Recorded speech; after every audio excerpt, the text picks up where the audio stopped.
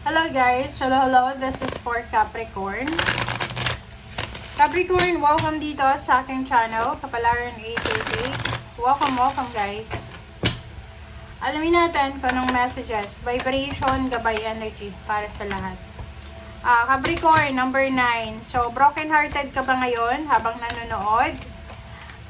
Sinasabi ng bara sa'yo, kung hindi ka pa broken-hearted ngayon, parang nag-enjoy ka pa sa relationship mo or sa kung ano pa man na meron ka, handa mo daw yung sarili mo kasi malapit ka ng makaramdam ng loss.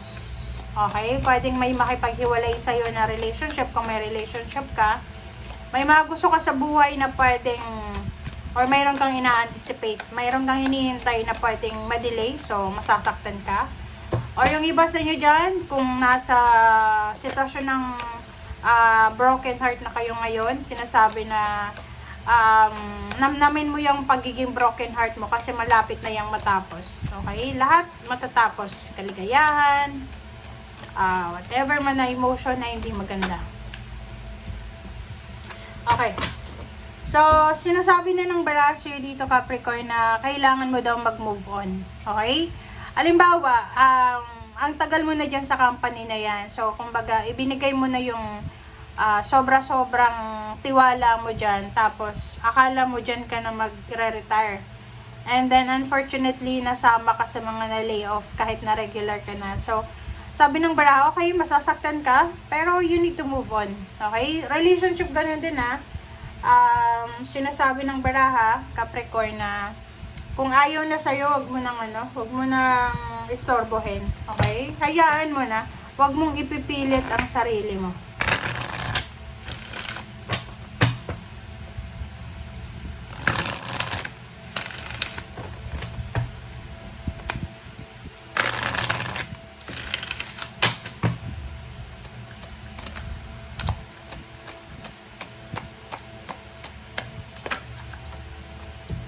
Okay, so intuition and manifestation.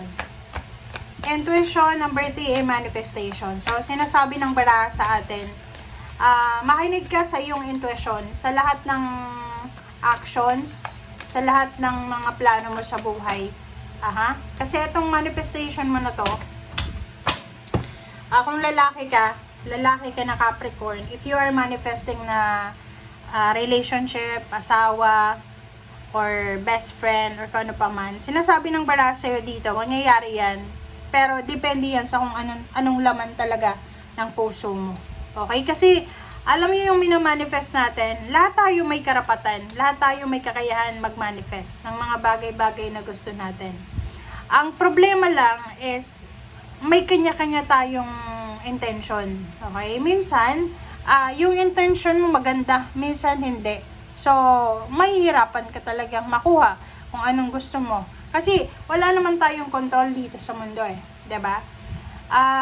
Ang importante sa ngayon, sinasabi dito na you need to, maybe you need to pray as God's guidance or the universe, parang ganon. Para yung plano mo is resonated sa plano ng mundo, ng universe, ng universe. Okay?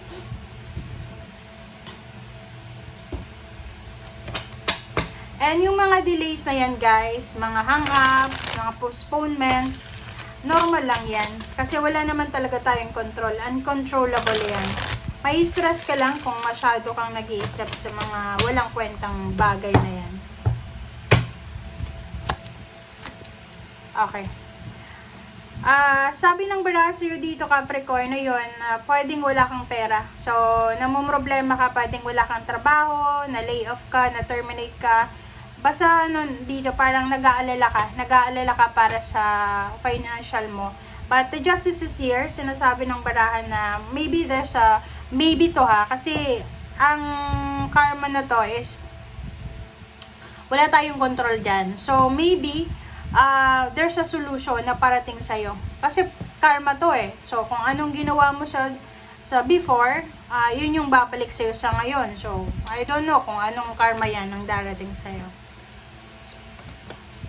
Okay, sa relationship nakikita ko sa'yo na yun, posibleng may bagong relationship na papasok sa buhay mo, Capricorn, Or if in a relationship ka, tapos wala naman kayong issue ng karelasyon mo, mas lalong magiging strong yung foundation yung dalawa. Mas lalo kayong may in love sa bawat isa, and pwedeng may mga plano ng pagpapakasal. Aha. So, yung iba din sa inyo dito, maybe 5 years ago, nagplano kayong magpakasal, na-engage kayo 5 months ago. The problem is, wala kayong pera ngayon. So, pwedeng ma-dot. Yun yung rason baka disappointed ka. Searching luck. So, nakikita ko sa'yo dito na bago matapos yung taon, kailangan mo daw na hanapin. Halimbawa, hindi ka sinwerte sa isang bansa. Marami pa namang bansa. Hindi lang yung bansa na yan na hindi ka sinwerte. 'Di ba? Kasi minsan, 'di ba, ganito yon. May hindi sinwerte sa Middle East. Parang ganon. And then, akala nila, yun, na-trauma na. Umuwi ng Pilipinas, sasabihin, ayoko na talagang mag-ibang bansa kasi hindi maganda sa ibang bansa. Hindi mo pa nga nakasubukan yung ibang parte ng mundo. 'Di ba? Kasi minsan, blessing in disguise yun redirection. Like, ganito yon. May mga taong pumunta sa city para hanapin yung swerte nila. Tapos sa city pala, yung naging malungkot lang sila, maraming mga trahedya na nangyari, yun pala yung nakadestiny sila sa probinsya lang. Parang ganun yun. Okay, the Empress, wow! Congratulations sa inyo, guys.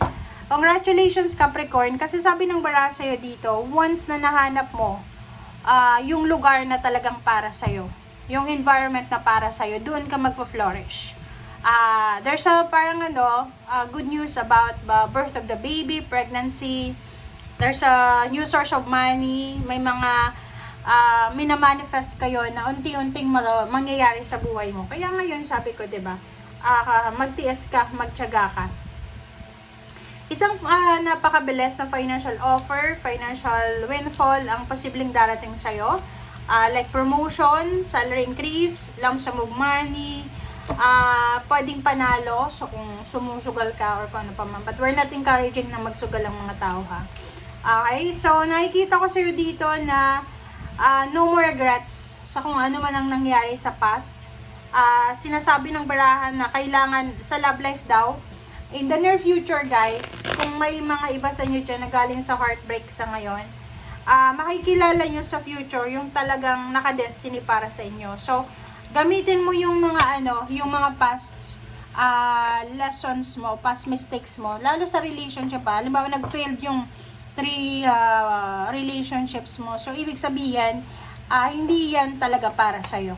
Okay? So, if mayroon kang next relationship, gawin mo na yung best. Okay? So, yun guys. Thank you for watching. Bye!